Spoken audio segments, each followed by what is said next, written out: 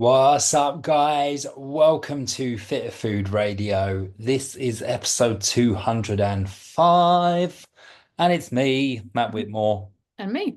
Kerry Marsden. How are you this very wet day in Portugal? I'm good. Torrential, isn't it? It's torrential. Yeah. I've done well actually because trying to chill out more about the weather Hmm. because right now we're on our I don't know, it's got to be fourth week now of solid torrential rain. Pretty wet. And I mean torrential rain. And we have a roof that's leaking, don't we? We're getting some Hmm. damp and mold problems and we're trying to rise above the whole thing, aren't we? Everyone's, But more than that, I'm trying not to literally the minute you put your shoes on to go out the door to do something, yeah. the heavens open. I do own a magic rain Mac though, don't I? Oh yeah, Because every time I put the rain Mac on and we go out, yeah. It it doesn't doesn't rain. rain. And then, of course, You when I don't wear get the it, brollies ready. it rains.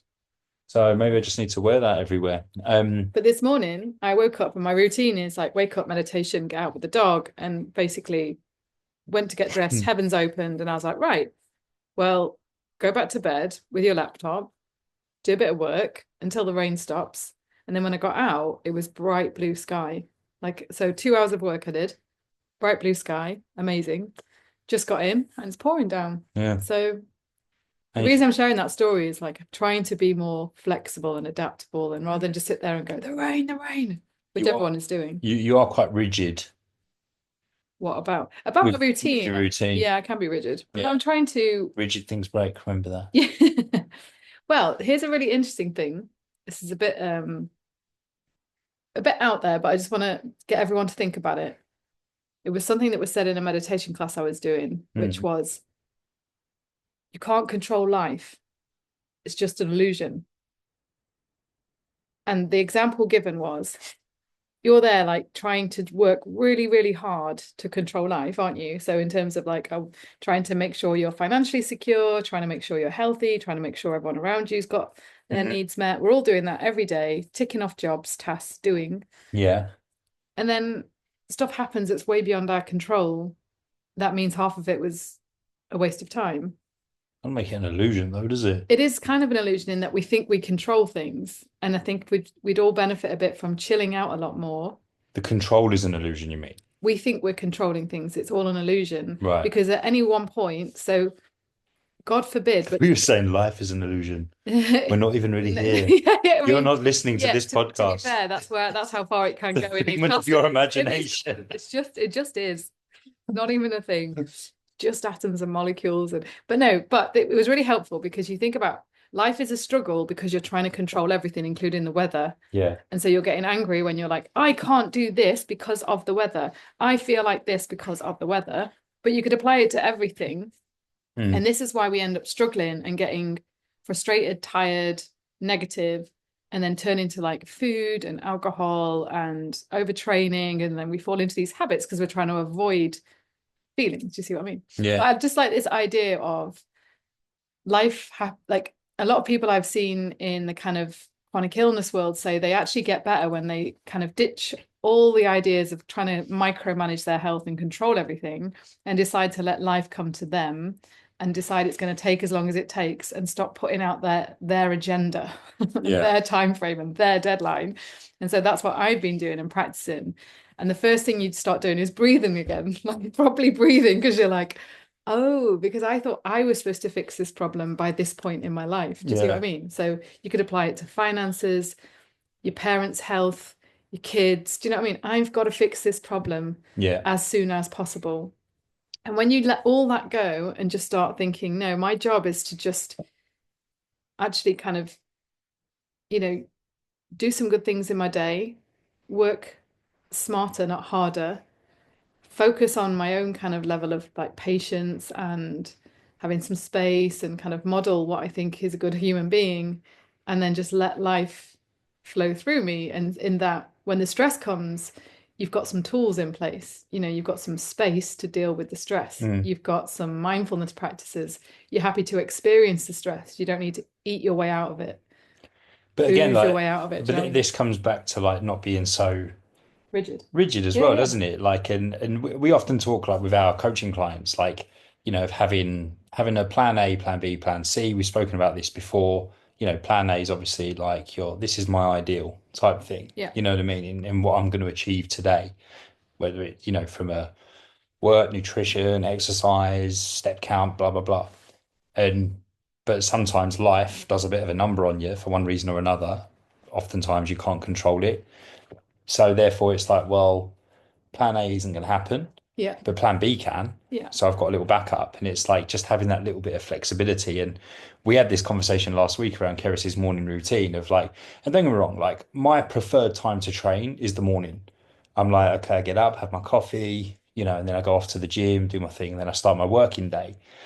Um, but sometimes that doesn't happen for one reason or another, whether it's because I overslept or we ended up, well, we we have this tendency to get into quite deep conversations early in the morning, don't Yeah. we? Yeah. And then next thing you know, it's lovely, like, we're chatting away for like an hour, and we're very grateful that we can do that. We haven't got to rush to get kids ready for school or rush to catch the train or whatever. But then we're a bit like, oh, I'm an hour behind schedule now, and by the time I go to the gym and by the time we walk the dog or whatever. But actually, it's like, no, I can train later, and like you said, it's like, well, I could just flip my routine around a bit, and I could do a little bit of work for an hour or so until the weather clears up a little bit, and then I can walk after that. It's like, you're no worse off. Nothing's different. You just kind of flipped the order, but Yeah, we kind of yeah. like, It's like we obsess with I think we get, like you said, we need some structure else. Everything kind of oh, of goes to course, pieces. But what's happened over time, and I think especially with obviously like media and social media connections, is we've become obsessed with the structure, yeah. the perfect structure, but also, Have a routine. Don't let anything get in your way. yeah, but also I think Be more disciplined.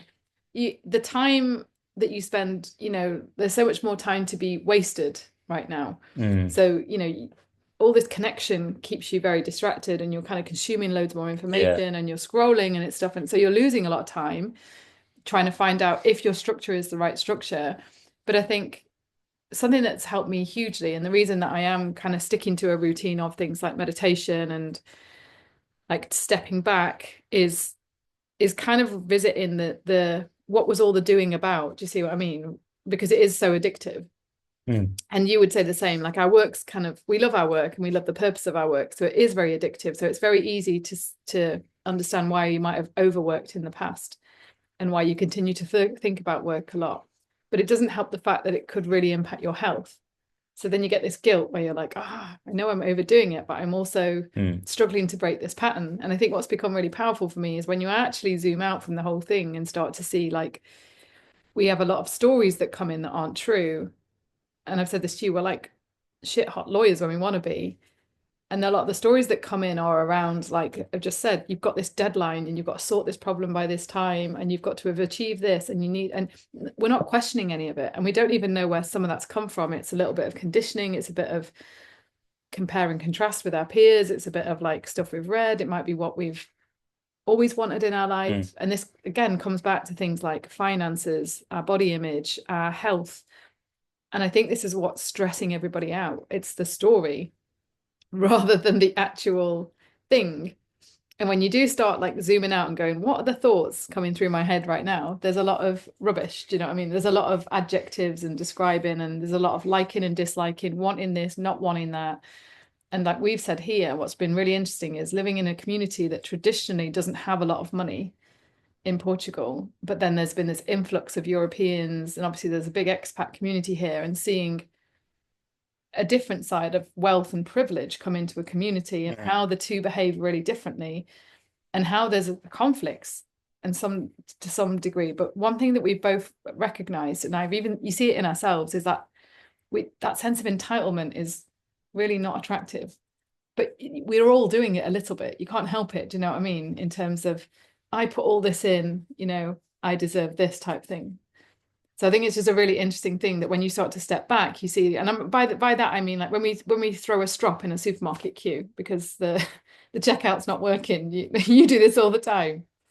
What I've realized is self checkouts don't work properly anywhere. In But fact, actually, the best self checkout I've ever used, if anyone's been to Decathlon, um, I'm assuming it's the same in all of them. You could do a whole Instagram channel about this. All my days, my mind was blown because it's like a self-checkout and it's more like a little bucket that you put your stuff in. And basically there's scanners in this bucket. So you don't have to bleep nothing. You just put your item in That's lazy, man. and it just comes up on the screen. Bosh, this is Yeah, the but item. that's lazy. For who? Everybody, like, we're gonna not even want to lift a thumb soon. All I know is it was quick, it worked. I didn't have to call the cashier over. I gave him my money. Off I went. This is do you remember we watched yesterday? This is a great thing to share. Kevin Bridges, we watched a little clip, didn't we, online? Yeah. One of our favorite comedians, and he was talking about the fact that these online delivery apps are so terrible for us because we no longer have to face judgment about Oh over yeah. ordering. Because he said no one judges your thumb pressing, I'm gonna have that, I'm gonna have that, I'm gonna have Yeah. that. We don't have the person on the phone going, are you done yet? You know, is that it? Have you had enough? Have you got every... More? Yeah, more? Surely not. How many So is this for? yeah. And you don't have the excitement of waiting for the driver. You know, you have no idea where your food is, whether she even got your order right. There's a lot of Yeah. mystery involved. Like, and now he's like, you know, it's just literally you can order That's a good point everything that actually. you Like, want for as little effort as lifting up a thumb up and down. No hunter gathering, no yeah. nothing. And you can even like you can track where they are, can't Yeah, you? yeah, You know yeah. exactly where, whereas before it was like Which probably cues your your appetite. takeaway might come in half hour, Yeah, an yeah. hour. They might forget it Do you entirely. know, I bet if they studied it, that your appetite hormones ramp up when you see that it's like 5 minutes Oh, it must away. do. It's Like, like when you need the loo, and yeah. the closer you get home, the more you need to go Yeah, yeah, yeah. because you know it's there, it's coming. Yeah. Um, On that though, we should talk about your trip to South Africa because you obviously have just been on a coaching program in South Africa where you went on safari.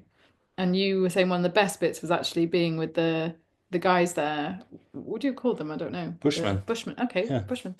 And their perception of life compared to your perception of life. Because when it comes back to us moaning, what I was trying to say is when we're at the self-checkout moaning, there's a huge amount of privilege there, and we've not even identified that we're throwing our Yeah. toys out the pram. And I'm not, and we all do it. I'm not judging anyone for doing it. I do it, and then but I've had a bit of time to go, what are you doing? Like, and do you know what's missing is the patience. Like Mm. that's what we're missing because those deadlines again, that this pressure, this you have to do this by this time means that we can't stand in a queue anymore. We can't wait for an order anymore. Do you know what I mean? We can't wait for anything. Do you know what's interesting though? I don't know if it's because the self-checkouts here are garbage or You get proper ignored from like, yeah, we yeah, actually no have to one give comes to help you. up. Uh, or if people here are like, no, no, I want to support people, you know, in employment, not machinery, because what would you say there's about nine self-checkout counters in our local supermarket, Yeah, there's actually less and than and manned checkout. You have and no choice here. and there's only two like checkouts with people, but the queue for the checkouts is always massive. I was going to say, I say you've got no choice, but you are like you have a choice, You have a obviously. But choice. you're right. Sometimes it goes all the way around the But what I'm supermarket. saying is like, Yeah, why is that? You know, is it because they're like, well, those things never bloody work properly, yeah, or they're yeah, like, no, no, I like chatting to Paula yeah, yeah, yeah. on checkout But six. you active. The other thing I've noticed here is you're actively ignored by the staff if you Mm. use the self-checkout. So once I had to just pack my bag up and go and join the queue because I was like, I'm being actively ignored. There's Yeah. not literally nothing I can do.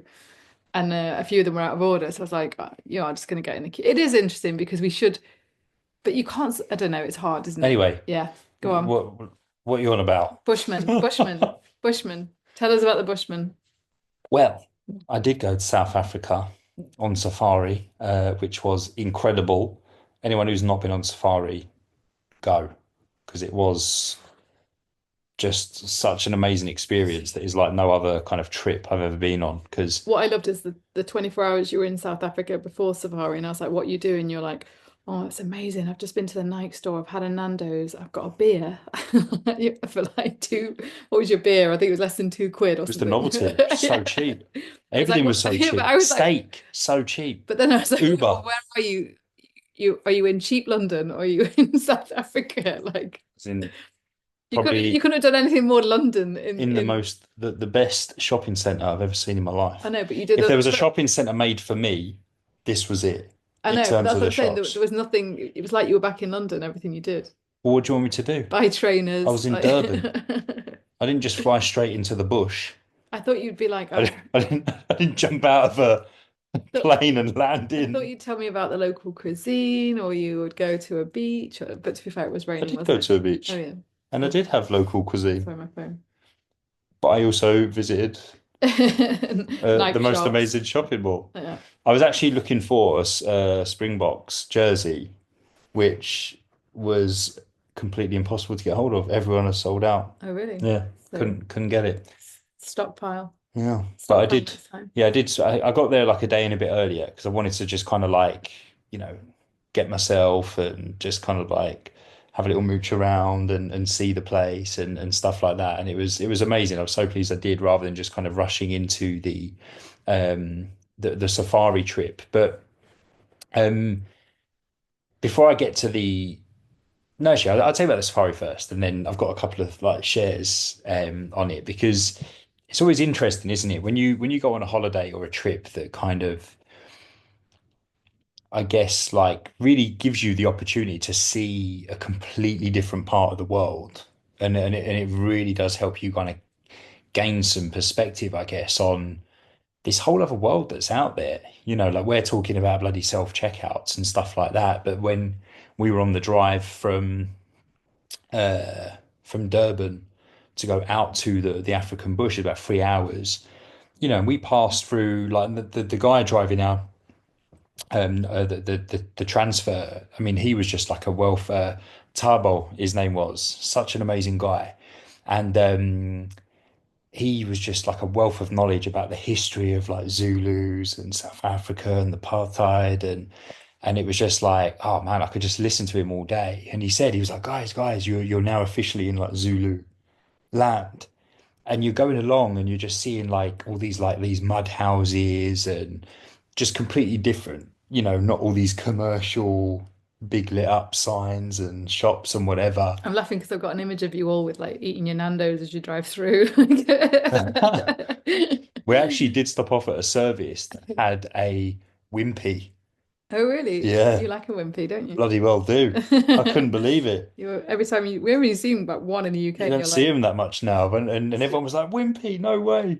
But yeah, and then like what but oh that was the other thing. But there was loads of like these little like people just hanging out, these little communities, like just sat down by the side of the road, like chatting and smiling and God, it just made you feel really nice. You know, like you could look at them and go, oh, they don't have as much as us. But you're only talking material things, yeah, they have. physical I things. would. Like, I actually firmly believe they have way more than us. yeah, Like, like and that's the thing, is that it's yeah. perspective, isn't it? And it's your interpretation of it. And it was just really, really lovely to see.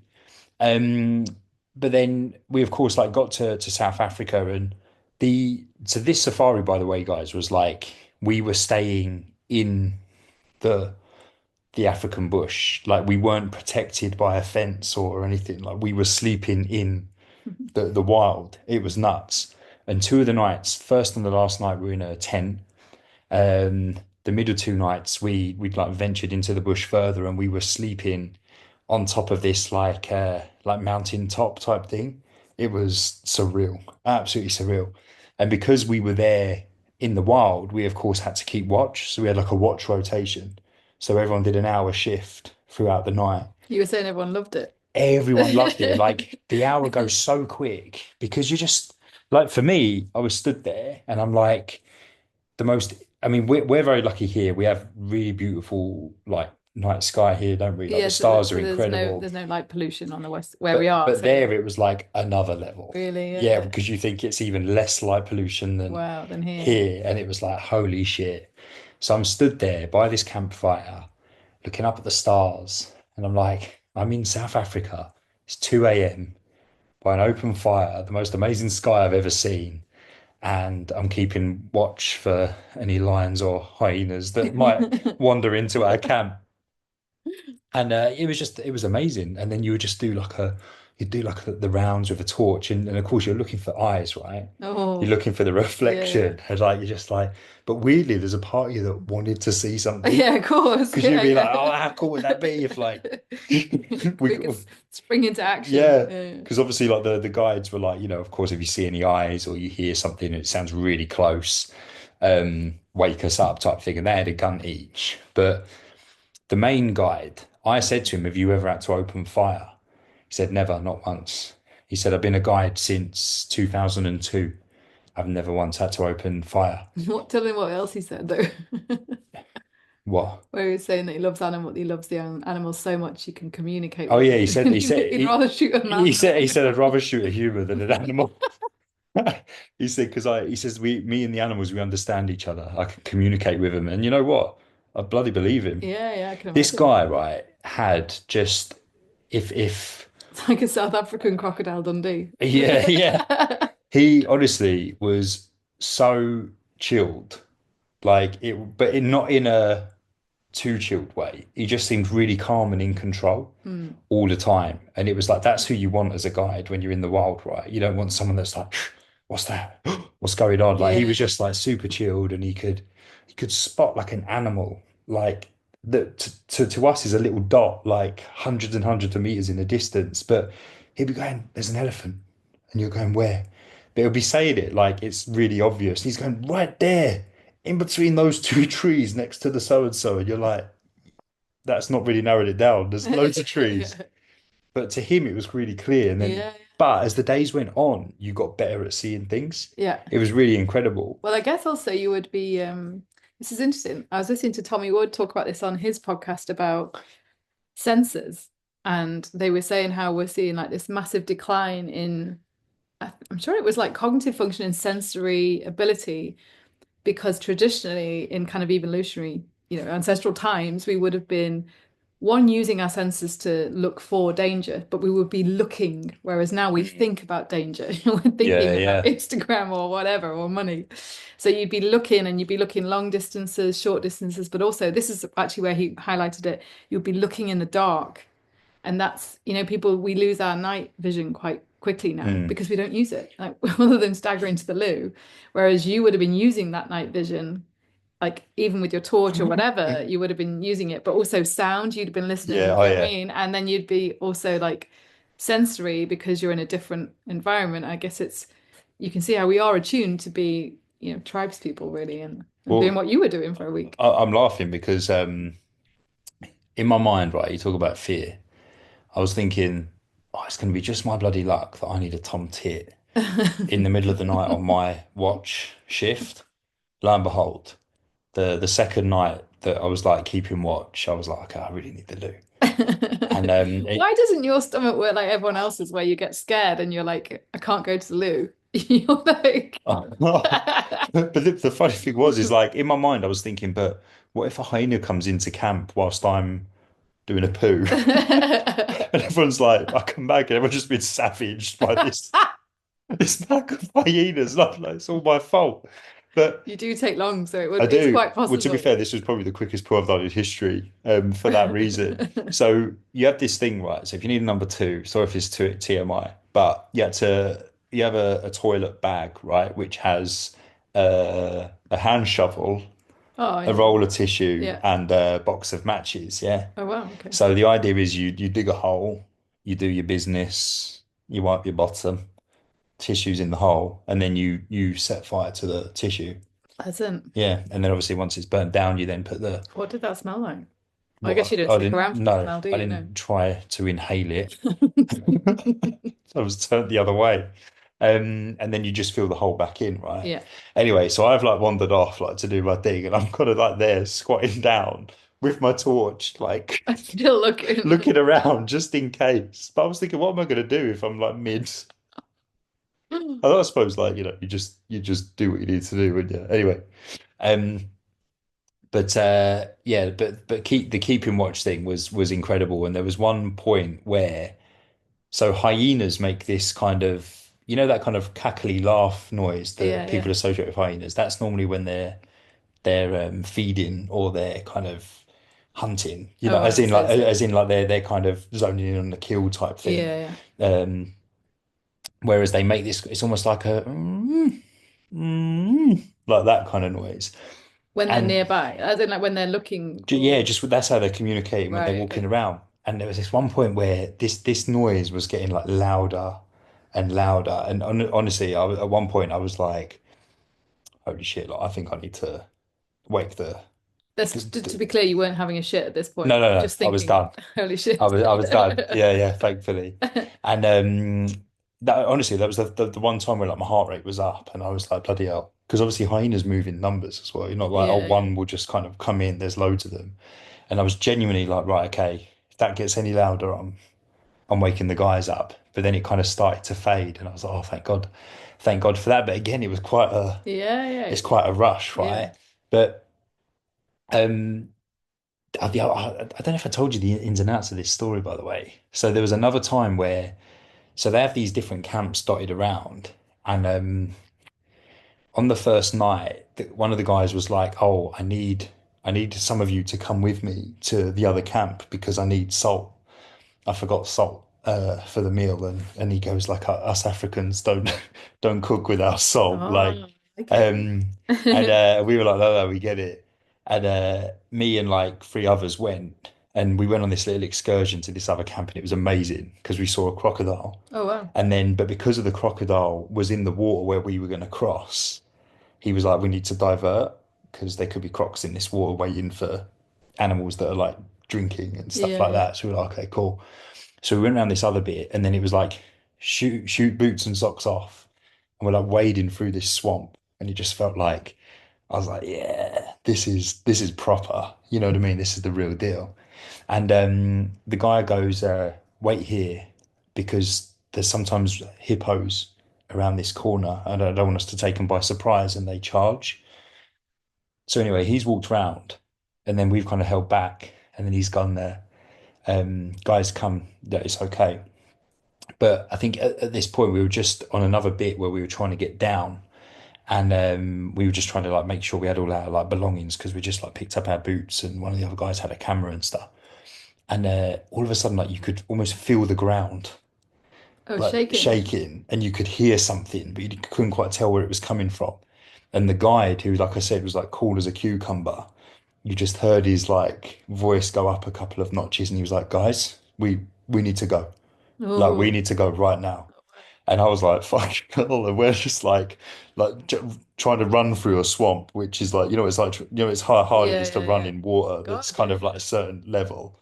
And that was that again though, it was such a rush because we were like, bloody hell, like I don't know, it probably was like it was something big. So whether it was like a hippo or So you never saw it. never saw it, which kind of made it even more Yeah, yeah, eerie. eerie Yeah, in a yeah. way because you felt it and you heard it and you heard the We were panic waiting for the in his stampede, voice. and then you Yeah. all had to run, I like think you they see on a just David Attenborough I think film. they caught a glimpse of my shoulders and was like, oh, I don't fancy my chances. Can't take him down. Go this way. What was Um funny is when you were doing this, I was like in bed with iPlayer watching Amanda Land, where they introduced a South African character who's like a yeah. fancied himself as a bit of a bushman. And I was South saying, Africa. yeah, and he was it was just funny. If anyone's watched it, his name's Johannes. Yeah. But when she introduces him, Anne, who's Irish, is like, "Oh, Your Highness, African It royalty." was quite mad that you watched that whilst I was there. And he's like killing snakes, and like everyone were going into the bush. But do you know what's interesting is It's like, interesting because you were on a men's retreat. It's like a men's transformational, not retreat, sorry, but yeah, a men's transformational, I don't know, what would you call it, experience? It wasn't a retreat because you weren't by a poolside, yeah, like no, it wasn't a retreat as such. Like, and there was a lot of like deep work, if you will, going on of an evening, which again was amazing. Like, to just be like around a fire outside in the wild and kind of roughing it, if you will. Um your kind of, I would say one of your things that you struggle with is you often say, if this was life, like I'd be nailing it, as in that existence for what do you you. mean? You've often said my role was to be a hunter-gatherer, like I would just Oh be yeah, smashing it. Like it's it's a bit of technology and me. Instagram It's and a bit of like me. like Maybe I was like you reckon you were born in the wrong. I'm a bushman in a Western white mouth. body. Yeah, it's all gone a bit wrong. But yeah, but honestly, because I love all of that kind of stuff, Yeah. and I think here's And the also, like, I interesting. think most people listening would be like, yeah, I wouldn't mind you like guarding my cave at night. Yeah, you could be out.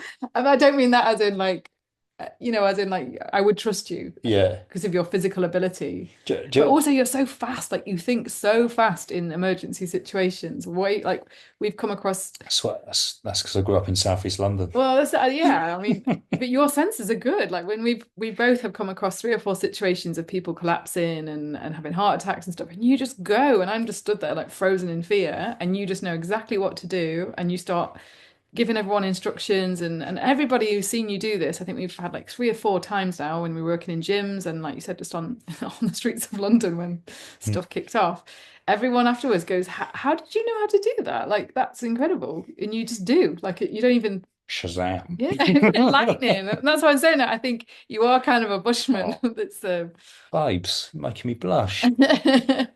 so yeah, you can Do, sit outside my cave. do, do, do you know what was quite nice actually is like when we were having the chat in the group afterwards, and one of the guys who was hosting the event, Yassine, who's incredible like businessman, psychotherapist, like he was like running it, and he even said like when that kind of thing kicked off with the what we think was a hippo kind of like coming in, he Yeah. was like, but how could you not feel safe with? So the guy's nickname, who was the guide, was called King.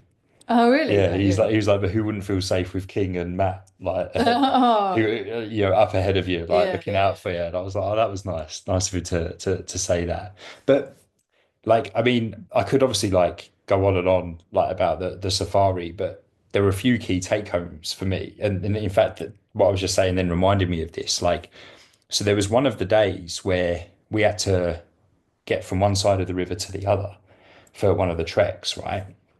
But the guide, uh, King, just kind of like gets in and he starts walking. It's like you just follow him, right? And the previous day we actually washed in the river, like that's how you washed and like whatever, and it was amazing. But of course, the reason I'm telling you this is like I said to one of the other guys there, if if he hadn't kind of gone in and just like been like, yeah, come on guys, follow me, like would you have been the first one to go in? And he was like, absolutely no way, because you just think crocodiles, hippos, like whatever could I'm be in more like there. leeches or what's it like diphtheria or something. Do you That's know what I mean? Like not diphtheria, I don't know, like some infectious disease would be my worry, I think. yeah, that didn't even cross my mind to be fair. Um, But like what I'm saying is like when someone kind of leads with such confidence and you just don't question it, you're Yeah, yeah, like, yeah. I'm just gonna follow that guy. Yeah. You know what I mean? And I Yeah. think like there can be a lot said for that. Like, And it like we have so little of that, don't we? And yeah, yeah, like yeah. it's like that confidence or to kind of have someone like ahead of you that, you're just like, I trust this guy. I Yeah, trust this yeah, yeah. person. And I'm just gonna kind of like I'm gonna go with where they say to go, I'm gonna go. When King says get a wriggle on, you get a wriggle on. Like, Yeah, yeah. and it's and I feel like we need that in our lives here as well. Like we can't be the leader all the time as such, like, but we need to be part of that team where there is that element of trust there, Yeah, yeah, and, yeah. and I was like, well, if he thinks it's safe to get into the water, then of course it's safe to get in the water. Like we just go and we stick together and we get to the other side. But what was nice on one of these days when we were trying to get across, the river was deeper in places than he was expecting, and the sand had gone really soft. I've got some video footage I'll show you where like you'll be walking and it's like literally about halfway up your shins, and then you tread on a bit of sand and you go right down.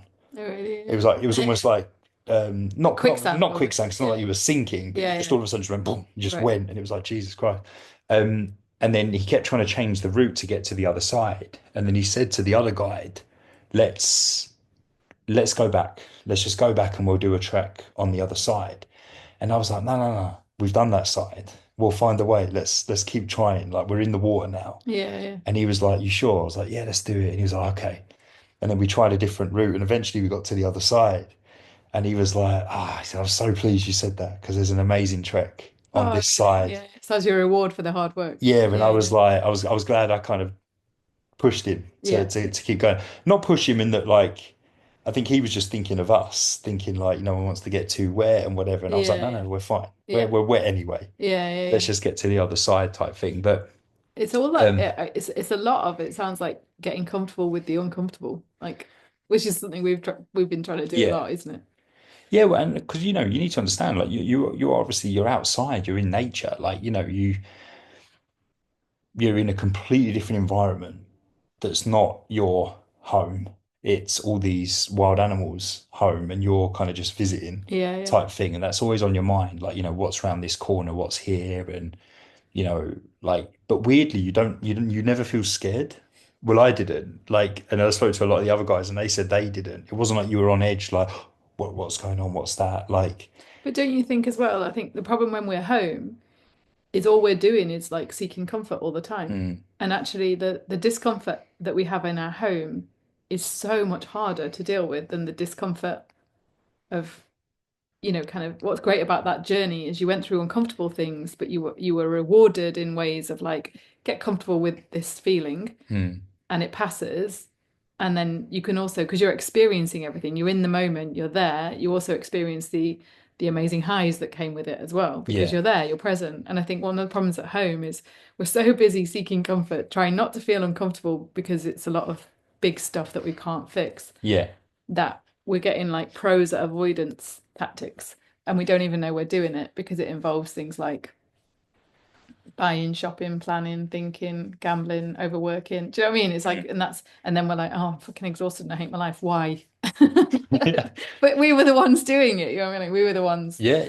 But that's the thing. It's like because we're finding comfort to some degree in doing rather than being. comfort, distraction, Yeah, yeah, like yeah, all of the above. yeah, And yeah, it's like, and it's hard though, right? And this is what I was chatting to a mate of mine just after coming back because he was asking me about the trip, and I was saying the hardest thing I think with these type of things is it's all well and good, you know, going to South Africa, safari, you know, wherever, and yes, it's a completely different world and people live a very different life. But when you come back, like the reality is like I couldn't just live like a bushman now. You know what I mean? I couldn't just be like, right, I'm just gonna wander around barefoot I'm not and gonna argue if you want to just go around naked and yeah. Yeah. go to the supermarket with your spear Yeah. and Am get I the shopping, naked? like Might get naked if arrested. you want. No, but it's like you need to be able to kind of go like, right, I really want to integrate some of the lessons Yeah, yeah, yeah. here, but I also need to be realistic about it. You know what I mean? Yeah. Like it can't be this extreme thing. Like for example, when I was there, I quite literally had zero phone signal when I was out in the as soon as we went past a certain point, had phone signal and everything in Durban. But as soon as we went past a certain point to get into the African bush, it's just nada, nothing. Couldn't make a call, couldn't go online, whatever. But I was happy about that. And it's probably the first time, no joke, since I've had a smartphone that I have gone 4 days straight without checking email, WhatsApp messages, social media, nothing like that. And it was bloody wonderful. Like I can't even tell you. I mean, the only thing that I did struggle with, and I said this to you, like I would have liked to have had some kind of communication with you. That was weird. Yeah, but I think even that's healthy. I genuinely think it. One thing, I know it's healthy, but one thing, it one would have thing I been would say. a I think it would be amazing. But I think you can also, like you just said, when you come back, it's like right, that was a sense of freedom, like mm, connection. I can connect with myself if I'm not on my phone. But it's really interesting because I think I had a dig at you the other day because you were just basically having a number two with your phone, and I'm like, what are you doing? Like what was I doing? having a number two with your phone. Yeah, but I was doing something. Yeah, but I put that damn thing I down. was doing something profound, I'm sure. I remember it was this can't wait. It was a download from Yeah. your higher self. Hey, listen, I'm very creative on the loo. It's I it's, do my best work. it's when the euphoria kicks in, which is a thing, isn't it? Euphoria, that sense of satisfaction at passing a large bowel movement. It's It great. is a thing, Yeah. and you must get like a download from higher self, and then you're like, Yeah. I've got to write Just this like, let me down. write this down. I think we should Exactly. just put a pen and paper by the loo, and then if you get a download, you can write it Well, down. that is what I used to do. back in the before smartphones. Give your sphincters a rest. Well, do you ever used to have I used to have a pile of magazines next to the loo. Yeah, I yeah, used to yeah. read them. That was great. Yeah, then you Might think bring that no back. one's washing their hands, are they? Yeah, you focus on the detail too much. This is the problem. Anyway, Um, but I also think with the integration, what's really important is that you can come back and put a lot of pressure on yourself, as you just said. yeah. Integration for me is about continuing with some things and then getting reminded Mm, and then going, okay. It's like we just said before, it's about stopping and questioning and being a bit more aware and going, what am I doing? Like, why don't I feel like I did on Safari? Do you know what I mean? And what bits of Safari can come into yeah. my existence right now? And I think this is where retreats can be great and also not so great in that you go away.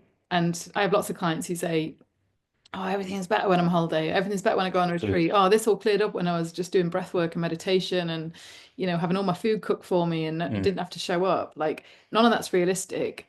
So, retreats should always be something that gives you a sense of how are you going to go back into life. And I think what I've realized and you've realized is I've even said I'm not doing any retreats in terms of me personally, mm, because what I've realized is it's about day-to-day skills. And that to me has been about working with certain people who have been incredible teaching me this and then just being around groups, or if I was to go on a retreat because I'm already doing the work mm, before, during and after. Do you see what I mean? yeah. And it has been little things like every decision that we make, when you've got a bit of spare time, what do? If you fire up that phone, you can't literally sit and be bored or sit Yeah. and be if you say you haven't got time to rest or like you say just sit in nature and things like that, then it's unrealistic, it's unsustainable, and we need to make some changes. Well, you know, um, you know when you're like training a dog, right? And do you ever hear that thing of like if you're trying to get your dog's attention, like practicing recall, you want your dog to listen to you, like you need to become more appealing than the other thing. Yeah, Do you yeah, yeah, remember? yeah, yeah. And I've probably not done that justice, but it's almost like you need to find something that's gonna your dog's gonna go, oh, I'm gonna come to you because that looks I'm laughing great. because if he's sniffing like a female dog's bum, you've got to be more attractive than a female dog's I bum. think yeah, that's near and impossible. That Um, is the one time we fail with Hamish yeah, often. yeah, when it's If it's when a lady he catches the wants, it's a whiff, lady he's gonna follow. he's out of here. Go on. But the reason I kind of made that point was when I was in South Africa, I I never once was even I never checked my phone. Like the only time I got my phone out was to take a picture or get a video of a rhino or Yeah, yeah, yeah. a baboon that was cotching on the cliff top with us and stuff like that. Like there wasn't a part of me that just was mindlessly, oh, check my phone, oh, check my phone, Yeah, yeah. like you do. And I think it's because the alternative was so amazing. Yeah, yeah, I yeah. was Oh, like, of I'm in the course, South yeah. African bush. This view's incredible. Oh my God, there's another load of rhinos. And it was just, and again, making it realistic in terms of integration. Like, I'm not saying that you need to come back here and then all of a sudden make everything else so appealing I've and just whatnot. realized this is quite bad then for me if you have to be on the phone when you're on the loo. That's how much distraction you need. As in your reality is so All right. unfulfilling. I think you're right. I think it's because I do take so long. I get a bit bored. I was like, what's going on in the world? But But but also your reality here, just to kind of give you like your reality here is full of interpretation all the time. mm, Because actually, wherever we are in the world, whatever our postcode is, there is incredible stuff to see and do. mm, And like you've said, it depends what glasses you put on each day. Do you know what I mean? We've got yeah, the negative bias or we've got the neutral is what we've all been aiming yeah, for now, isn't it? And with the neutral, we'll see the good, we'll see the bad, we'll see the ugly, we'll see everything. And I think, but the only other set that we ever seem to just put on is the negative, and we can go all day long with.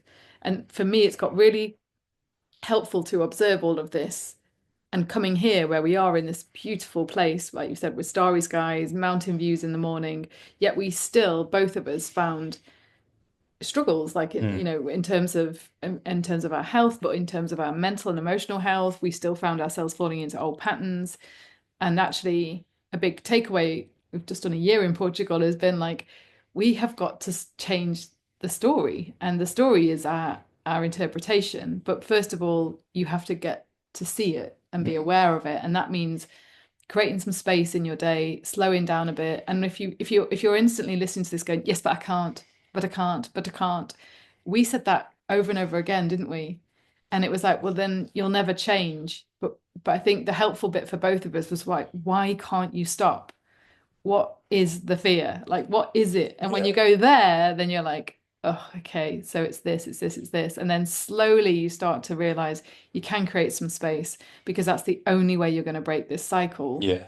And if you don't break the cycle, it does very quickly turn into anxiety, attention spread disorder, just busy human doing, making the wrong choices around food and exercise. And like we just said, then needing the thing to bring you down, be it alcohol or breath work or like cold Mm. plunging, like whatever. It's all avoidance or trying to manage your body, isn't it? And it's like you don't see I bet the tribesmen weren't going, I need to do a cold plunge every morning, just No, I'm doing breath work before dinner so I can digest my food, or like were they? no, no, So like they regulate autonomically because they're just in an environment that fits for them. But we could do the same if we kind of went up here.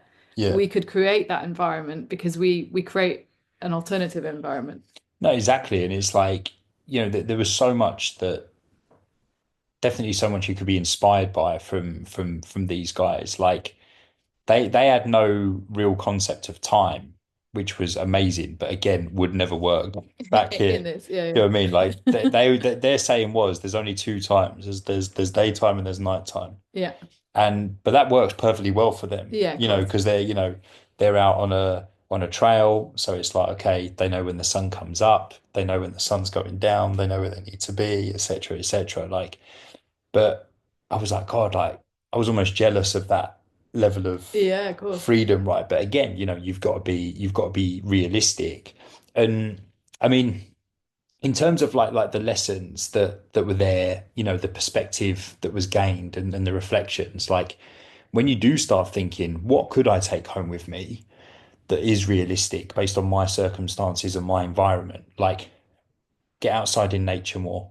Yeah, can definitely do that here. Yeah. And even if you're not like where we are in the countryside on the west coast of the Algarve, like you can find little pockets of nature, even if it's at the weekend, you might, venture out a little bit, outside of the city and whatnot. Just, like spend a bit of time like trying to find it. And And also prioritize that because yeah, lots of people stack their social calendar or stack it with giving kids lift to this club, that club, this club. Do you know what I mean? And there's yeah, just no you in the agenda, and you matter. And I think 100%. Like, and you can do it with your kids, right? yeah, Like find like some like a big park somewhere or some kind of like get to the Nate. coast, yeah, Yeah, yeah, there's lots of stuff like, National Trust places. National Trust. Yeah, well, Good it's always shout. lovely. So there's Yeah, always stuff at the weekends for kids, it's but a really also good what a shout beautiful actually. place for you to be. And the other thing was like like proper conversation. Like every night we were all like round a fire just chatting. No phones. No phones, just conversation and asking And questions. I'm sorry, on the nature, no phones. Exactly. Exactly. When And you're out it's in nature, no phones. and then it's like so we can replicate that when you come back here, Mm. you can be more proactive in, excuse me, like meeting up with friends, getting people together, having a conversation rather than necessarily always doing something all the time. Um, and I've already come back and had like a few ideas of how I could just you know, get a group of us together that's kind of not just necessarily sat there to chatting, but maybe doing something that allows you to have conversation Yeah, yeah, at yeah. the same time type thing. And the other thing was, and this was that we were talking about this. So the Bushmen had this thing of just enough. Like when you're eating, have just enough. Like when you're making a fire, make a fire that's just enough. Because it's all about not living beyond your needs, you know. And the fire was incredible because your kind of instinct really, like whenever we've made fires here, like when we've met with friends on the cliff tops, we make these big fires, don't we? And they were like, you don't need it. And they used to create this like this thing with the wood where they just had these long bits of wood kind of coming in from four sides, and they'd get the fire going, and then you basically just edge the wood in ever so gradually as it starts to burn. and it keeps the fire going. It's big enough to heat water for drinks, cook your food, keep you warm. It's pretty warm anyway, to be fair, in South Africa. And I was like, I just really like that. And even with food, like everyone had like lots of like snacky bits with them. Like I had like told untold like biltong, and I had some like protein bars, and other people had like nuts and dried fruit and this, that, and the other. A few people had like custard creams. Oh my God. But what was amazing with that, when you offered, Very, very South African. mate, so good. But let me just say something on that though. When you just went back to just enough, it's just such the opposite of where I think our heads are here in kind of the Western world, and just more kind of like industrialized nations is like, I need more, I need more, I need more. Exactly. Yeah, yeah, yeah. And I need to chase it and chase it and chase it But also to the like, grave. what's the reason that you need more? Yeah, yeah. Like, that it's probably because, Fear of, I think. well, no, I think it's more because like there's maybe a lack of satisfaction with your day to day, Yeah. how you spend your time, like whether it's like, do you enjoy your job? Like, I don't know, like Your the company, your conversation, yeah, yeah, exactly, yeah. like, whereas Your like, I existence. guess because these Bushmen like have so much fulfillment in their day because they're just out in nature, they're doing what they love, they're guiding people around in the wild, like very primitive. Like, so even when it came to like offering them, like it wasn't like they were like paleo by any means. Like, like They said no to the custard cream. no, but they have one. And then you'd go around again and have another, and they go, no, I'm good.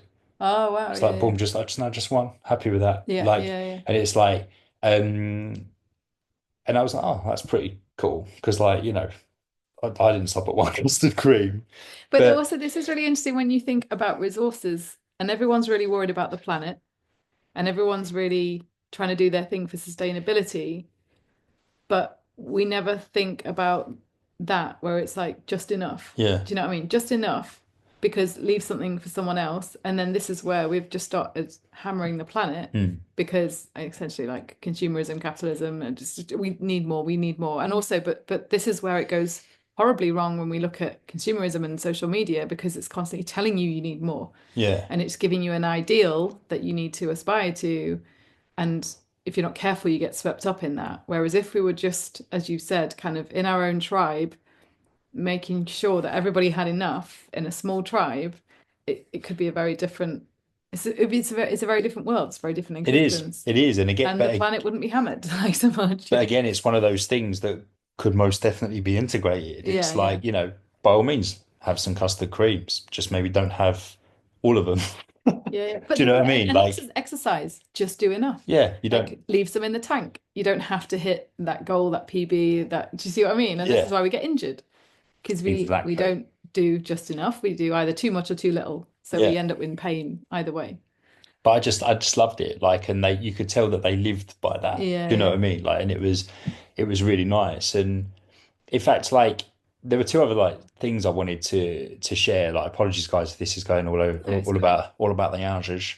But I was saying to Keris how like I've shared this on the podcast before, but like I have these like skin rashes, like almost like fungal skin rashes that come up from time to time, and I'd say it's probably been the case for years, wouldn't you? Like a Yeah, long, you long always had like time. athlete's foot and stuff, Yeah, yeah. if it weren't there, it was there. Um, but I always like put it down But bless to you, because I've put you through some horrendous you have protocols. didn't work. Yeah, Candida. This is over 10 years ago, so Jesus. I Yeah. apologize. I wouldn't do that to you now, but antifungal treatments and Candida diets, and like I used to ban yeast from the Yeah. house, didn't I? It was like, My God, the no, things I do for love. yeah. And often they'd get worse, wouldn't Yeah, they? yeah. Because And we used to think it was die off or something, and well, then and like healing crisis at the time, like I think Candida was on trend. on trend, and it was like until you fix that, you're going to be riddled with these rashes and whatever. And I was thinking, God, And it um, gets into your and brain and yeah, I think already that explains a lot. This parasite living up there, like. fungal brain. But I tried all these like hyper restrictive diets, elimination diets, took bloody fucking more supplements than And anyone should. antifungal, yeah, but antifungals as well. They Yeah, tried like all the strong antifungals. and it didn't work. It didn't work. And I was like, as you could imagine, like you're doing all that kind of stuff, like it's it's tough, it's expensive with the supplements and all of that kind of stuff. So when it doesn't work, you get quite frustrated. And I guess I got to a point where I was just like, like kind of it is what it is type thing. But I've made this connection before, and it was made once again in South Africa, where, don't get me wrong, on the first day, I was kind of like eating quite typical to how I normally eat, really, because I could, I had access to that kind of food. And then, of course, when we were out in the bush, it was like whatever they were cooking, which again was very nutritious. It was like we had like a chicken stew, a mutton stew, which was incredible. It's amazing what you can do with just one So pot this is the on a Bushmen just cooking it for yeah, you. yeah, Yeah, which is insane. amazing. But during the day, it It'd was be good if you hunted it though. That would have been the full yeah, experience. that would have been nuts, wouldn't it? But Hunt a the chicken. yeah, it would have been more like a Impala stew, Yeah, okay. baboo, bamboo, fucking hell, baboon, Baboon. fucking hell, baboon stew. Oh, can you imagine? I could do it when you like see them all Yeah, around. you probably could. But when we were actually out and about, it was like I took a stash of Snickers bars with me. So I was having like Snickers every day, loads of bread, and I'm not talking whole grain. It was like this bread was as white can be, full of like processed meats and stuff like that because we had non-perishables with us, Yeah, right? yeah, yeah. We couldn't have all this like fresh Yeah, yeah, of course. stuff like and whatnot when we're out and about. And I was eating like untold biscuits, cookies, custard creams, as we know, and stuff like that. Mega processed, lots of sugar. Um, in theory, like all my rashes should have like flared up and If you this, had that, and the like other. 5 Christmas days on safari. It was great. But here's the thing, all my rashes completely went, Wow. completely cleared up. Like nothing, right? And then on the flew home, I was having like I enjoyed some beers and stuff like that. And again, before I'd almost be like, oh, but yeast and whatnot, absolutely fine.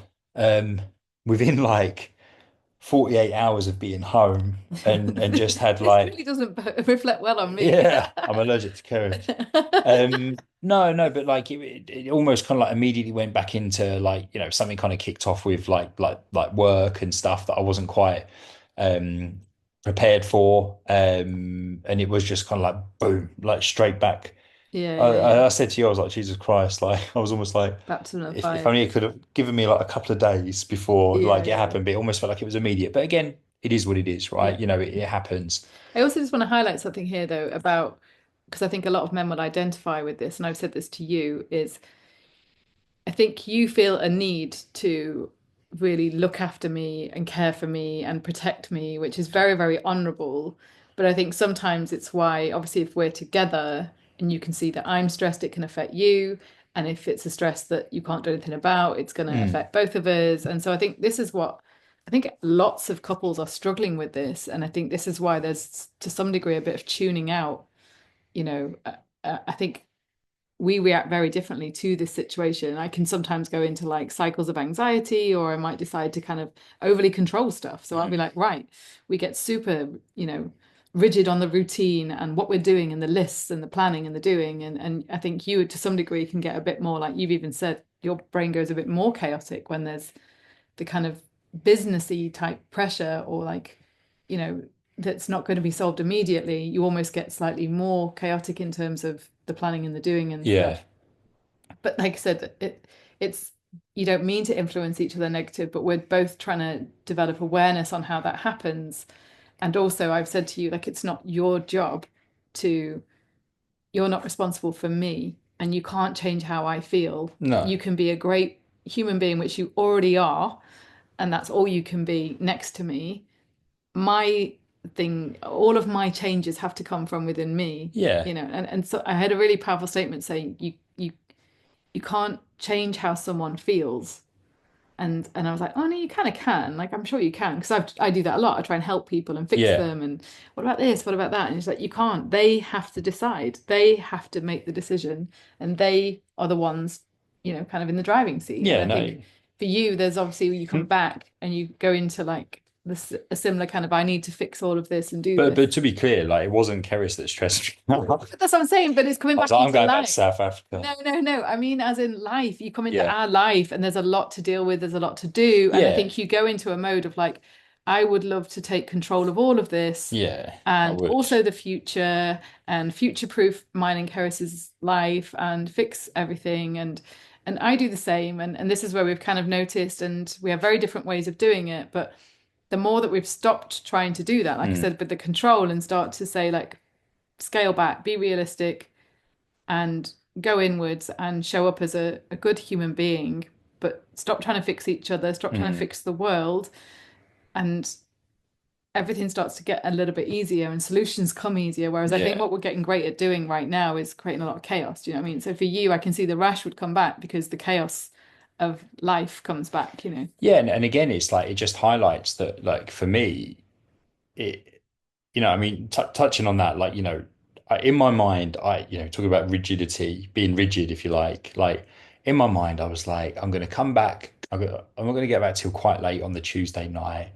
Keris and I have a nice chat. And then the next day, I was just going to kind of ease myself back into work, catching up with my clients. I had it all planned in my mind, Yeah.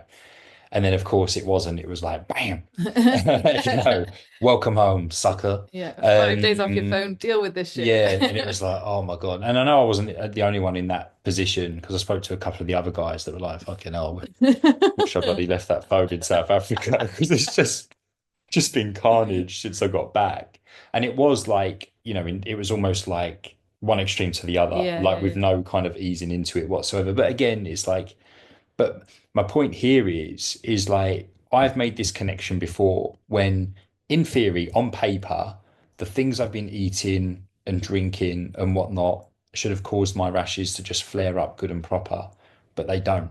It has the opposite effect. They clear up and I feel great because I'm not stressed. I'm not constantly on my phone. I'm not in this kind of like fight or flight mode. I'm Yeah. genuinely relaxed and I've like removed myself from that environment. Interestingly, you were in a hypervigilant state though in the on the In safari and the yeah, but it's but it's it's different. different. That's what I'm Yeah. saying. It's like it's a real kind of like present aware like whereas here we're in fight flight and people also now say freeze and fawn and Mm. that's why everyone's experiencing multiple health issues in every single system Yeah. of the body because it's like the common theme is the nervous system and that's why everything's kicking off. Yeah. And by the way, this is a really powerful thing that I often say to my clients is the brain drives the nervous system. Yeah. Mhm. What drives the brain? The mind. Why? It's separate and no one ever gets that. So the brain, this is a really just a really interesting thing to share to you for you. So what you could probably do is keep going back to Safari when you need in your head because the brain doesn't know the difference between the mind saying you're absolutely screwed, this is going to happen, this is going to happen, this is going to happen, and here's a very nice positive visualization. Yeah. Like the brain doesn't know the difference. Yeah. So visualizations can be really powerful. However, they're not the solution because obviously life can still be a shit show. Yeah, of course. So there's like dealing with what you can deal with and changing that. Then there's changing your perception, interpretation of it, and use some positive visualizations, which everyone's forgot to do because the world does look a bit Mm. scary right now. So we're Yeah. all going to like worst case scenario. And actually, if we sat there and went to best case scenario, like I said, the brain doesn't know the difference. It goes, oh, like look at Keris on the Yeah. mountainside, like sitting in a field of daisies. Yeah. Like it just, and you see, you can calm down your entire nervous system immediately. But in the background, that gives you a bit of space to go, right, I've taken on an unrealistic workload here. And it's like we said, if you go upstream, if we started spending less money, Mm. do you know what I mean? Like, there's a lot of ways that we could not need so much that we've Yeah. forgotten about because we're in a need more. Yeah. No, and I think like that's exactly it. Like in terms of like it's like it reminds me when we say it's not, like how you eat something and where you eat something is just as important Yeah, as yeah, as what you're eating. And it's like we often say this to a lot of clients who, let's say we're working with someone that isn't just striving to lose weight, right? They've got like a health goal. There's something going on that they've got symptoms for and they want to get better.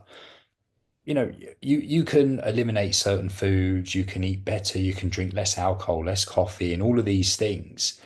But if you're like just a ball of stress all the fucking time, like you're gonna have problems. You know what I mean? It's like I'm not saying it's like, oh, just stress less and you'll be absolutely fine, because I know it's not that simple. But I think sometimes we need to stop and go, what's really going on here that's kind of putting me Yeah, yeah, yeah. in this position? And a great example of this is like one of the other guys that's in like a mentorship that I'm in has had this like really bad like gut issues for years and years, and similar to you, has had like all these tests, and it's always come back with like, oh no, everything seems fine, you're all within range, and he's like, well, I'm not, because my gut's in bloody bits, like I can't even stand up straight sometimes because it's so bad. And then anyway, like he was talking to one of the guys in the group, one of the mentors, and he just said to him, he was like, "You're just a ball of stress. Like you're so tense. Like, what are you doing to relax? What are you doing to control your breathing and this and that?" And he's like, "Well, oh, I try and do this." And he's like, "No, no, no, like genuinely. Like when was the last time you felt relaxed?" And he did a breathwork session with him, and his symptom just went. And he was like, "Oh my God, that is the first time like I felt like I had relief." And he went on to eat a meal. He said, "I felt that relaxed. I ate a meal and I ate something that would normally, in my mind, be a big no-no. It was a Yeah, pizza." yeah. He was like, "Normally I'd be like, oh God." And he said, "Not a single symptom." So, and I know that's a really extreme example. Well, I was going to say it's the only reason it's not an extreme example, but I've seen more and more of this, and with No, I was saying it was an extreme example in that that quite literally kind of cured him on yeah, on the yeah, yeah. But spot. what I'm saying is that the reason that is not an extreme example, but if someone's listening and they've tried breath work and it hasn't Yeah. worked, it doesn't mean that you're unfixable. I just, No, no, yeah, no. no, no, just to make that point. But similarly for me, there was a few things that made me turn a corner and stop recently in the last couple of months, and I'll share this on the next episode. Stop all over analyzing of food, all good food, bad food, in, out, and focus solely on mind body practices. Was that there were some big clues kind of coming through for me in that alcohol basically helped me, which it would do Mm, because it has an anti-anxiolytic effect. It calms down the nervous system. Don't get me wrong, there's a sweet spot of a certain amount, and then yeah. and then you can feel rough anyway, can't you? But I started to notice, so alcohol, which should be a trigger for a lot of digestive issues, for me helped me. And when I went online and looked this up, I came across it as I always started to look on Reddit because I was like, you won't find this in studies. No one's going to have done a study on the benefit of a glass of wine on like gastric issues. But on Reddit, honestly, thousands and thousands of people going, if I have a double shot of vodka, I can eat anything. Like, Yeah. and people were doing it at like 9 o'clock in the morning. And I even said to you, if this is what my solution needs to be, and I actually said this, didn't we? We had friends over on Saturday, and I said, I think one glass of wine makes me normal. But if otherwise I'm one up from Yeah, everybody yeah. else, because I'm like, I'm the meerkat that's going like, is everyone all right? Is everyone all right? Is everyone all right? Like I'm the highly sensitive, you'd say highly sensitive person, but it's more a highly sensitized nervous system. And that comes from lots of things that happened to me when I was younger, but then also just being like the warrior, the person. Yeah, yeah. It's not my personality trait, it's something I developed because of situations I found myself in. But that was useful to me to go, okay. And then the other thing that was helpful is all of my symptoms happen overnight, which means there's something happening subconsciously that I needed to deal with. So breath work didn't work for me. Neither did anything that would get your vagus nerve, which puts you in, parasympathetic rest digest mode. Mm, Like you can't force that situation. It's about how your mind interprets your reality. And once that changes, then the nervous system will autonomically go back to what it should be, and then you won't get the overnight stuff which mm. was happening subconsciously, if that makes sense. So I've had to go a bit deeper probably than most people do with gut issues. It's why hypnotherapy didn't work, CBT didn't work, NLP didn't work, and go back to like, well, what is fear? Mm. What makes you angry? And why don't you express some of those things? what makes you feel like you can't. And that's been the game changer for me. But the first part of it was absolute neutrality again with food. And like your mate, my goal is pizza. Like Mm. I want to eat a pizza Yeah. again. I know you're very excited about that. And to be honest, the food I've added, I was kind of on a half-assed version of carnivore, and I've added in so much food, and it's no different. It's arguably better at the moment. The symptoms and some of my histamine issues have disappeared, all of which were coming from the mind. Mm. So most people don't realize that the brain is a big factor in histamine stuff. And so, rashes and flaring Yeah. and inflammation, it's coming from the brain, and the brain's been following what the mind's doing. So I do think, and the more I've got into this and read about it, I'm doing a course in it. I actually spoke to the gastroenterology department in Guy's Hospital, had a really good chat with a dietitian there, and she said, if we had our time again, knowing what we know now, we would start most patients with gastric problems on, she said, CBT, which will work for some people, not for me. I think mine was a bit more deep rooted, but she said we'd start most people on CBT rather than proton pump inhibitors and buscopan and antispasmodics and all these drugs to try and relax your digestive Yeah. system or stop it making too much acid or stop it making histamine. She said we'd probably start with CBT and then work, to eventually surgery for some people because it's structural might be a kind of solution. So it's just really interesting. And I think the medical world will have to go down this because now and once you're ill, the symptoms create so much Mm. anxiety that you're in a cycle. So like with your mate, I kept saying to people, I can't relax because the symptoms, they scare me now. So Yeah, I mean, and I think like, I've had similar things with my, I mean, obviously not similar to you, but I've had similar times where, I've been stressed and I get really bloated after you a you meal. almost get like an ulcer. Like when you say your symptoms, I'm like, that sounds a bit like you're like real severe pain, acute pain, and like Mm. yeah. So you said like, but an ulcer, everyone knows comes off the back of stress. Yeah, exactly. And it's like, and again, like, we're not saying you should be striving to eradicate stress. Like it's impossible, but we do need to create more awareness around what makes us feel stressed, why we feel so stressed, It's actually and probably being at home with it more. Do you know what I mean? As in like sitting with it. yeah, What can I change? What can't I change? exactly. What do I need to accept? What do I need to get comfortable with? And for me, a lot of it was like people displeasing was a big one. And, Yeah. so I've got to learn to say no, but not just say no, sit with the discomfort and also speak my truth a bit more, which could offend somebody.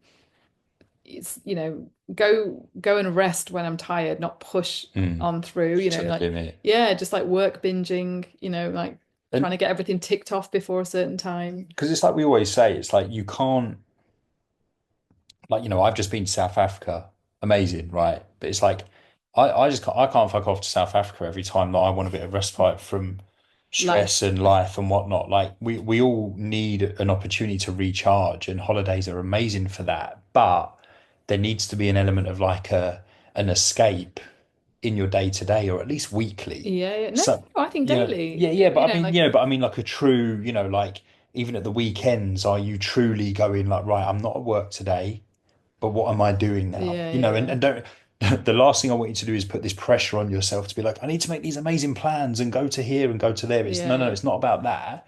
It's about like just doing something for you that allows you to recharge, put you in a different environment, like an environment that really, really serves you, whether that's out in nature, whether that's to go and visit certain family or friends or whatever it might When be. was the last time you sat in your garden with a cup of tea and just listened to the birds, like, Exactly. or Or, the rain? obviously, if you haven't got a garden, Yeah, but yes, yeah, but you can sit like just go and find a random, in that amongst garden looks for nice. me, in amongst initially, I was too wired to do a lot of stillness. I've got so much better at it. But initially, what I started doing was in amongst the jobs, sit down. You could put running water on YouTube, you know what I mean? Go and Mm. lie down on your bed for 10 minutes and Yeah. that's it. And I started doing stuff like that. And then I started to really love it and benefit. The feeling when you first go and lie down in your day, it feels Yeah. very indulgent. But I'm talking 10 minutes, and then you're like, boy, did I need this. Yeah. And yoga nidras and things like that can be brilliant if you struggle and you need the direction. And sometimes they're worth more than what I would do is one yoga class a week. And then I'd squeeze it in. I'd have to dash there and try and fit it in. And it was a 90-minute class and I'd love it. But 90 minutes once a week, for me, it didn't really move the needle. Whereas these 10-minute relaxation breaks where I shut the door and sometimes Hamish comes and bobs his head on the door and Yeah. sometimes you come in and go, I need a poo, so, but even that I'm like, let it go. Let it go. Let the boys come in and disturb you. Do you know what I mean? But sometimes I'm like, I Just generally pick a moment where I won't be disturbed for 10 minutes and everyone's got 10 minutes once a day and just to be clear, like the only toilet is in the off bedroom. off of It's the en suite. bedroom. Yeah, yeah, yeah. You So don't purposely I tell don't I me. don't just pop my head in and go, I need a poo, and then Just to let you know. yeah, just in case you're wondering where I We should probably am. wrap up with you. Yeah, and to be fair, so I feel like there is a lot to kind of like take home here, right? In terms of like integration. And the last thing I wanna say, little story, was on the way out, on the first flight from Lisbon to Dubai. It was a night flight, and I actually really like long haul flights because it's an opportunity to just like chill. I'll watch films that I haven't Not be watched. on your phone again. I'll brainstorm, Yeah. I'll map some stuff out, do a bit of journaling, whatever. Like I Yeah. genuinely like love it. Anyway, get on the flight. Like I say, because it's a night flight, I was like, you know what? I'm gonna have some food. I'm gonna watch a film. I'm gonna have a couple of glasses of red wine, and I'm just gonna proper chill and then hopefully get some sleep. I didn't. I can't sleep on flights. Although I did catch a nap on the way back. Anyway, so anyway, have my food, film selected. Lady comes down, would you like any drinks? I was like, yes, please. Can I have a couple of red wines, please? She was like, yeah. I was like, bosh. And I was like, genuinely, you have that feeling of like, ah, Yeah, like yeah, yeah. just proper like settling in. Anyway, within minutes, we just hit this like random bit of Turbulence. turbulence and the plane just like jolted. Both glasses, bosh, all over me, like all over my lap, trousers, t-shirt. To make it worse, I had a brand spanking new pair of Carhartt trousers on that, I was like really looking forward to wearing because I thought they're baggy. So I was like, they're gonna be mega comfy for the flight. And I was like, oh fucking hell. And then of course, ping, like the seatbelt light comes on because it's turbulence. And I was just sat there, like literally just caked in red wine, getting wound up. I was like, it's gonna stain my trousers. Like, I can't even get up and clean myself up, because the seatbelt lights are on. And then I had this little moment where I kind of went full victim. I was like, fucking brilliant, and finally get an opportunity to relax and switch off. You start telling this stupid story, Yeah, like yeah. really dramatic. And Yeah. I was like, have you heard yourself? Like, I had a little word with myself. It was only brief, but I could like feel my brain kind of trying to do a Yeah. number on So me. entitled. I know, I know. But Oh dear, the glass of wine on the flight. yeah, on the what? On the flight to You can't lie. You'd be irritated.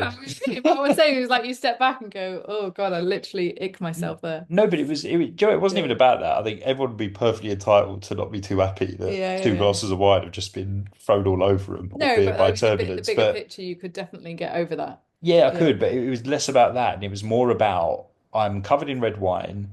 I'm on a flight. We're in the middle of turbulence. There is nothing I can do right now. You can't go and clean yourself up. Yeah, You yeah. can't go and put your trousers in the laundry, You get can't them you clean. can't explain to everyone that you're not an alcoholic. Yeah. And I was like, okay, it just is. Yeah, yeah. You just got to sit here, and when the lights go off, the seatbelt light goes off, you can go to the loo, try and clean yourself up a little bit, and this, that, and the other. And I did have I luckily had a jumper with me, which was my savior because I just tied it around my waist, so it was enough to kind of just about cover the stain on the t-shirt and the stain on my crotch. But Keris is absolutely right. So when I was connecting at Dubai, I just stank of wine. And I just thought this isn't a good look because I wasn't drunk because I didn't drink the fucking things because they went all over me.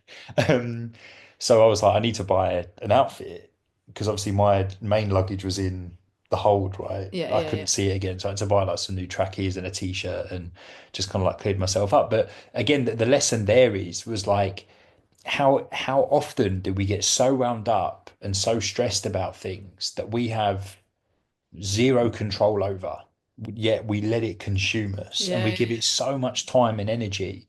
And don't get me So wrong, also, what? it can be an inconvenience, it can be something that's annoyed you. Yeah. Like by all means, like that's absolutely fine. I'm not saying be like super chilled about everything, But what but you're saying is like that is actually quite a big I don't mean a big thing. I mean as in it happened to you and but what I'm saying is if you actually apply this to day, watch how you get triggered by what someone said about you at work or to you at work or a family member or a mate at the weekend yeah, and watch how it's like I was saying to you, it's like a marble. It's just like going like round and round and round your head. A bit like we love Inside Out 2, the film, don't we? It's just going round and round and round yeah.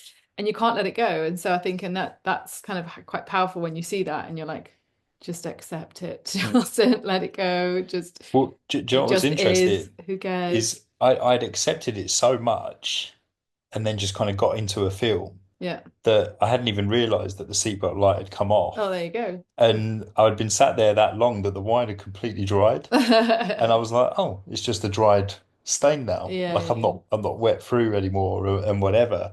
But it was almost like, but I had to have that little moment where I was like, whoa, whoa, Matt, what you doing? yeah, yeah, You're yeah, making a real mountain out of a molehill here. yeah, And there yeah, ain't fuck all you can do about it. So yeah, you might as well just kind of kick back and watch a film. yeah. And that's what I did. But yeah, just wanted to share that with you. And the Oh, stain did come out of my trousers. oh, good, good. Happy days.